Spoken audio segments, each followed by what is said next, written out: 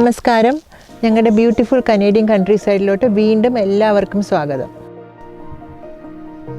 ഞങ്ങൾ ഇന്ന് പുറത്ത് ഞങ്ങളുടെ ചെറിയ ഒരു ടൗൺ ഉണ്ട്, അവിടെ ഭക്ഷണം കഴിക്കാനായിട്ട് പോകുന്നതാണ്.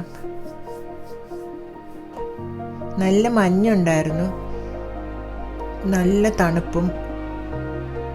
അതുകൊണ്ടായിരിക്കും റോഡിൽ അധികം വാഹനങ്ങളൊന്നുമില്ല.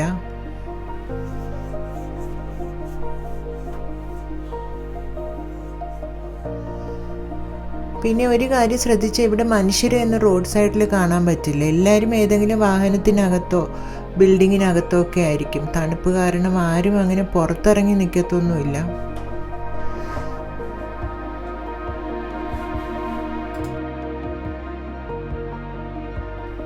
എന്തായാലും ഞങ്ങൾ റെസ്റ്റോറൻറ്റിനകത്തെത്തി. തീയൊക്കെ കാഞ്ഞ് അങ്ങനെ ഇരുന്നപ്പോൾ ഫുഡ് വന്നു. ഞാൻ ഓർഡർ ചെയ്തത് കൊറിയൻ ബിബിംബാപ്പാണ്. അത് കഴിച്ചുകൊണ്ടിരുന്നപ്പോഴാണ് ഓർത്തത് ഇത് നമ്മുടെ ചട്ടിച്ചോറ് പോലെ ഉണ്ടല്ലോ എന്ന്. ഇതേ കണ്ടില്ലേ, മീൻകറിക്ക് പകരം സോസും വെജിറ്റബിൾസും മുട്ടയും ബീഫും എല്ലാം കൂടെ ചേർന്നൊരു നല്ല ചട്ടിച്ചോറ് ലുക്ക്. പക്ഷെ ടേസ്റ്റ് വേറെയാണ് കേട്ടോ.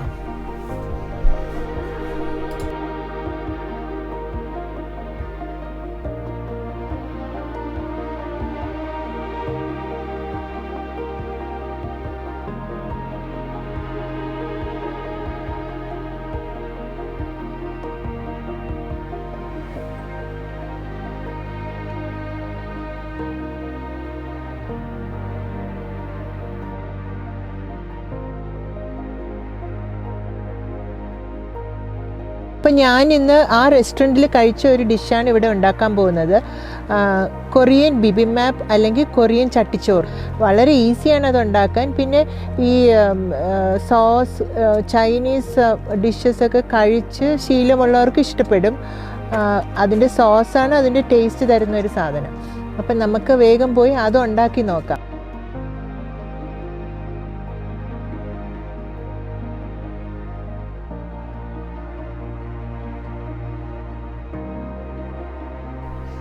ഇതിന് ആദ്യം കളർഫുള്ളായിട്ടുള്ള കുറച്ച് വെജിറ്റബിൾസ് നല്ല നേർമയായിട്ട് അരിഞ്ഞ് കുറച്ച് ഉപ്പും കൂടെ ഇട്ട് മാറ്റി വയ്ക്കണം.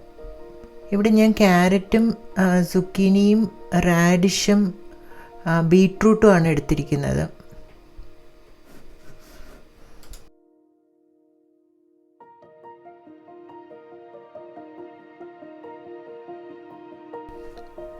എന്നിട്ട് ഇതെല്ലാം കൂടി ഇച്ചിരി എണ്ണയിൽ കുഴഞ്ഞു പോകാതെ നല്ല ക്രിസ്പായിട്ട് വഴറ്റിയെടുക്കണം.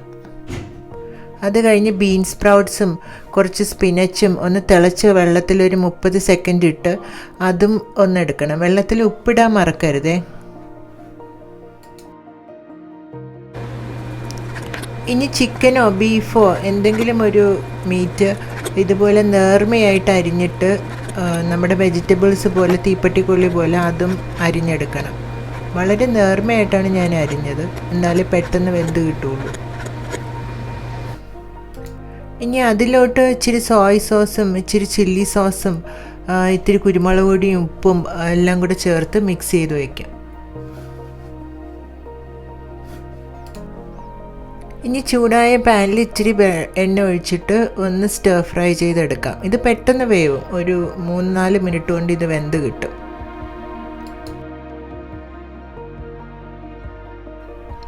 ഇത് കൊറിയൻ ചട്ടിയാണ്. ഇത് ഒന്ന് ചൂടാക്കിയിട്ട് അതിലോട്ട് എണ്ണയും തേച്ച് ചോറും വെജിറ്റബിൾസും ഒക്കെ വെച്ചിട്ട് ഒന്ന് ചൂടാക്കാം. ആ ചോറ് നല്ലതുപോലെ മൊരിഞ്ഞ് വരുന്ന ശബ്ദം കേൾക്കുമ്പോഴാണ് ഇതെടുക്കേണ്ടത്.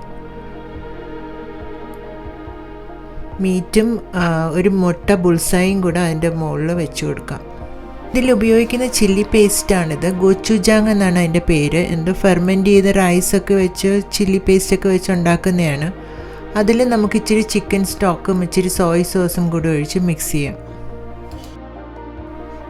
ഈ സോസാണ് ഈ ഡിഷിൻ്റെ ഹൈലൈറ്റ്. ബാക്കിയുള്ള വെജിറ്റബിൾസൊക്കെ എല്ലാം നമ്മൾ വെറുതെ ഉപ്പൊക്കെ ഇട്ട് ഒന്ന് ഫ്രൈ ചെയ്യുന്നതേ ഉള്ളൂ, ഒന്നും ആഡ് ചെയ്തിട്ടില്ല. അപ്പോൾ ഈ സോസാണ് അതിന് മെയിനായിട്ടും ടേസ്റ്റ് തരുന്നത്.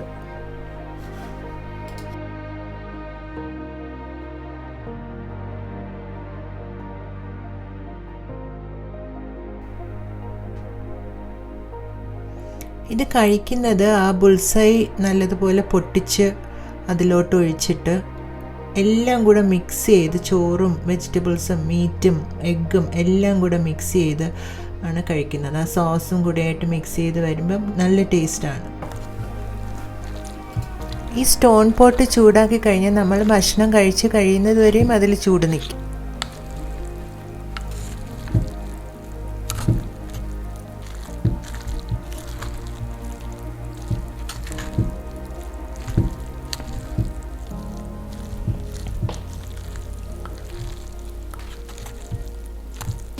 അങ്ങനെ സോസും എല്ലാം ഇതിൽ മിക്സ് ചെയ്ത് ഈ താഴെ ഇങ്ങനെ കുറച്ച് ചോറ് ഇങ്ങനെ അടിയിൽ പിടിച്ചിരിക്കും. ആ ചോറ് നല്ല ക്രിസ്പി ആയിരിക്കും. അത് തിന്നാൻ നല്ല ടേസ്റ്റാണ്. അതും ഇതും കൂടെയൊക്കെ ആയിട്ട് ചൂടായിട്ട്. ആ ഹോട്ടലിൽ കിട്ടാത്തത് ഈ ചൂടാണ്. അവർ ചൂടാക്കിയല്ല തന്നത്, തണുത്തതായിരുന്നു. അപ്പോൾ ഇത് ഇങ്ങനെ എല്ലാം കൂടെ മിക്സ് ചെയ്ത്, മീറ്റുണ്ട് എഗ്ഗുണ്ട് എല്ലാം കൂടെ മിക്സ് ചെയ്തിട്ട് കഴിക്കാൻ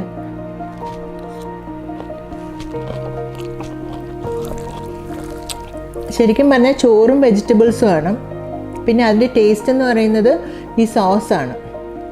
സോസിലാണ് എല്ലാ ടേസ്റ്റും. ഇച്ചിരി മധുരവും എരിയും പുളിയും എല്ലാം ഉള്ള ഒരു സോസാണിത്. അപ്പോൾ അതും കൂടെ ചേർത്ത് കഴിക്കാനാണ് നല്ല ടേസ്റ്റ്.